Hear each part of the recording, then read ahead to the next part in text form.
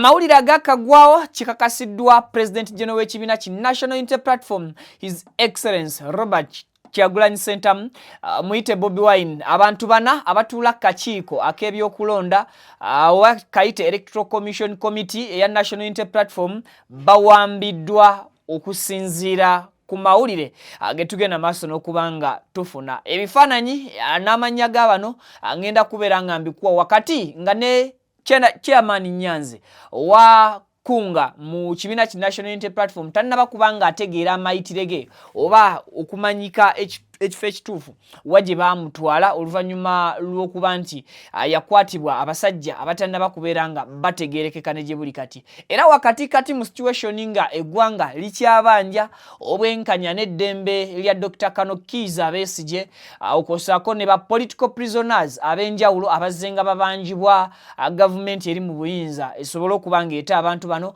ekibiina ki National Unity Platform buli lunaku bongera okubaako abantu be bakijjamu. Nkugambye nti olunaku olwaleero webukeeredde nga kikakasiddwa Bobi Wine nti abantu bana abatuula kakiiko ak'ebyokulonda bamaze okuba nga bakwatibwa. Babadde bava bakwatiddewa na mbeera kimwe bakwatidde. Video soko jimpereka like kijambeko okubanga edduka ku misinde jamanyi information etambule mangu etuuke kwayagala okugiraba n'okugiwuliriza. Tukusaba otwegatteko mu butongole ng'osubscribinga ku mukutu ofunenga latest updates ne latest information. Tugakuwanga gakagwawo ate nga geesigika. Brain Train Infant and Primary School somero lisangibwa Kinaawa gw'omuzadde twalayo omwana wo ebyenjigiriza birungi nnyo nnyini ddala ojja kubanga ate osobola omwana okumuwa ekisinga. Now amakyago olunaku olwaleero bikakasiddwa His Excellence Bobi Wine abantu bana bano nga batula ku Electoral Management Committee ya National Unity Platform. Abantu abo okuli Mase Walukamba, okuli Rovans Alex Lwanyanga, okuli Rama Juma, okuli Kayabula Edi, beba abantu bana abasobodde okubanga ba identifyingibwa nga abakwatiddwa akawunge omukiro ekikeesezo olunaku olwaleero. Bano babadde balina omukolo ogumu gwe bagenzeeko mu bitundu by'e Rakai eyo ogw'okuziika. Yes, so bano babakwatidde mu bitundu by'Empigi Lungala nonti Lugala kiba kiri wano. Yes, mu bitundu by'e Lungala mu Mpigi Town Council mwe babakwatidde oba mu Mpigi District. So bano babadde bava Masakala Akai nga bakomawo Kampala sawa zabadde za Kiromu. Then abantu ababadde babagalidde emmundu oba emigemera wala ne basalako emmotoka mwe babadde era bwe batyo ne babajjayo ne babateeka mu drone etannaba kubanga etegerekeka number plate yayo oba license plate yayo ate then ne babongerayo mu kaseera kano wetugenda maaso n'okuba nga tukoledde emboozi eno okusinziira ku Bobi Wine agamba tebannaba kubanga bategeera ludda wa gye bagenze maaso n'okuba nga batwala abantu bano. Okusinziira ku mbeera eriwo mu ggwanga kirabika ate ekintu kya drones kizeemu okutojjera bupya. Ensonga ya drones kiwamba abantu era bikezeemu okubanga eyitimuka.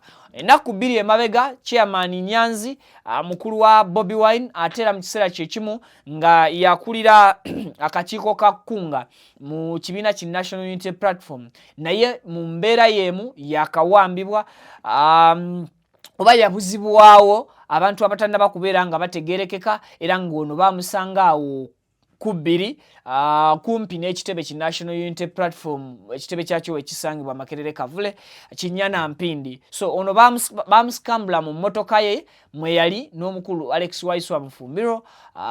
Oli Mufumbiro ye n'asobola okusimattuka abasajja ye n'adduka okusinzira ku story ye akulaga nti yadduka akwata kaleerwe ebyaddirira bya mugwankoto. So nga hashtags zikyagenda maaso okubanja wa Chairman Nyanzi gyali n'eddembe lye ery'okuba nti ateebwa oba bw'aba alina emisango presentingibwe mu kooti alamulwe obavunaanibwa emisango gye gikyagenda mu maaso. Mu kaseera ke kamu ne tujja tulaba Dr. Kano Kizza Besigye nga y'omu ku abo ababadde bagezaako okulwanirira eddembe lyabwe bave mu mikono gy'abakuumaddembe basobole okukomawo ewaka beetaaye. Ate tulabye nti abantu abalala bana bagenze maaso n'okuba nga nabo bakwatibwa, we tugendera maaso n'okuba nga tukolera emboozi eno gy'olaba. Nkugambye nti abo abana abatuula kakiiko ka Electoral Committee ya National Unity Platform mwasinze okubeetegereza oba okubalaba mu by election eno nga tugenda mu debate eya bana babadde beesimbyewo abantu 10 n'omukyala yennyini eyalangirira mukyala Mase Walukamba y'omu ku abo abakwatiddwa mu mbeera eno. Omulala Rovans Alex naye tasobodde kubanga asimatuka ekitimba kyabo abatannaba kubanga bategeerekeka. Okwosaako ne Rama Juma, Kayabula Edi, okwosaako ne Beebo. Abantu bali bana okwako ebimu ku bintu ebyongera okweraliikiriza bannakibiina ki National Unity Platform. Listi y'abantu abakwatiddwa oba abazze nga bakwatibwa, it's now 5 years it's 5 years almost.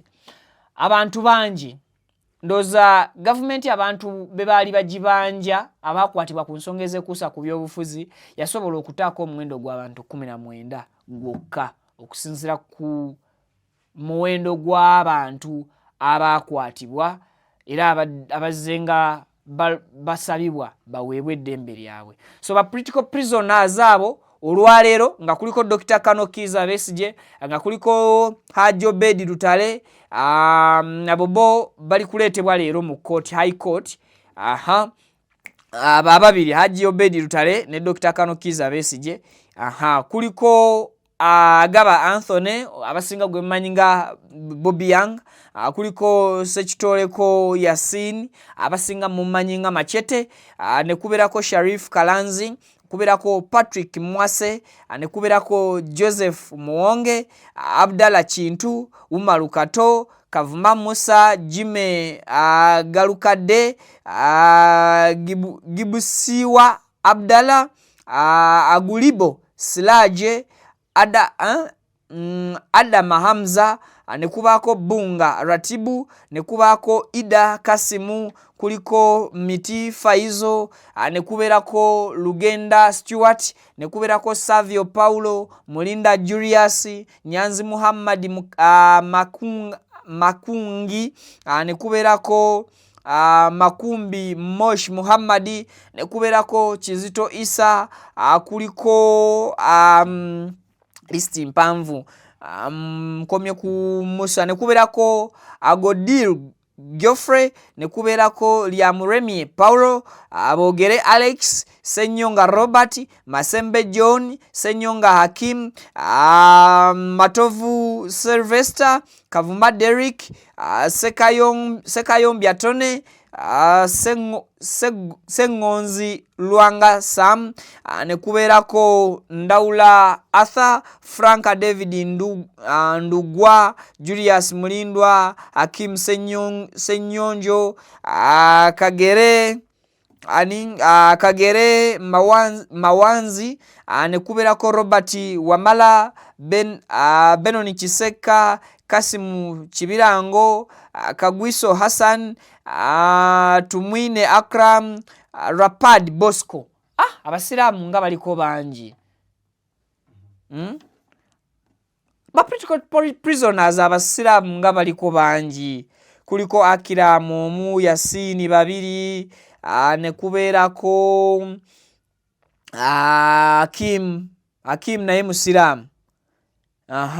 Ne kuberako abo bana, ne kuberako aniawo, ne kuberako Hakim omulala, abo batanu, ne kujja kuberako Isa, abo 6, ne kuberako ba Muhammad babiri, abo 8, ne kuberako Amuza abo 9, ne kujja kubeerako Abdallah abo 10, ne kujja kubeerako Musa abo 11, ne kujja kubeerako Abdallah omulala 12, ne kubeerako Umaru 13, ne kubeerako Yasini 14, ne kubeerako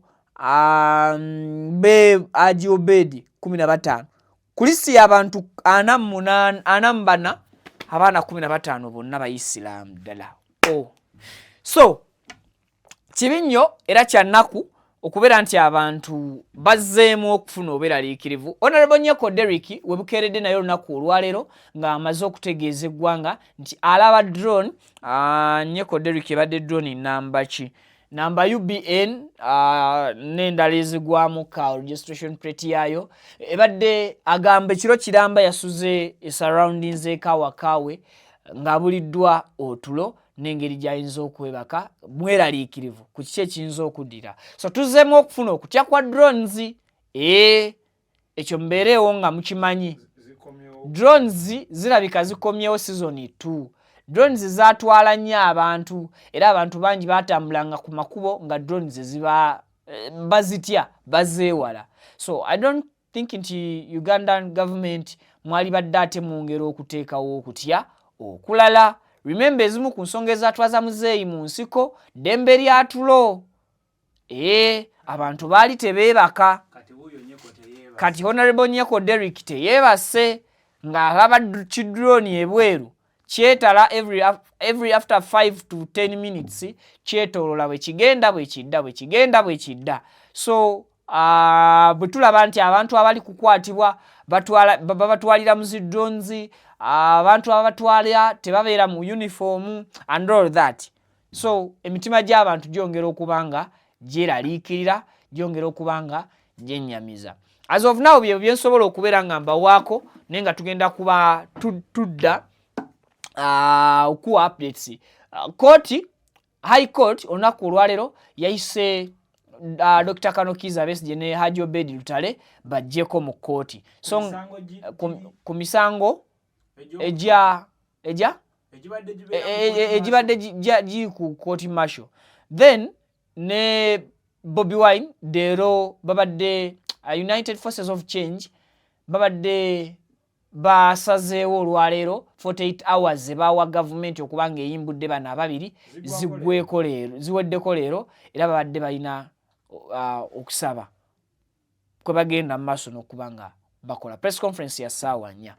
So kati awo simanyi oba bagenda kusazaamu engeri bano gye babayise mu High Court oba kugenda mu maaso. Waliyo okubajja mu High Court prison netabaleeta. Naye High Court tebatera nnyo gigyemera naye you never know.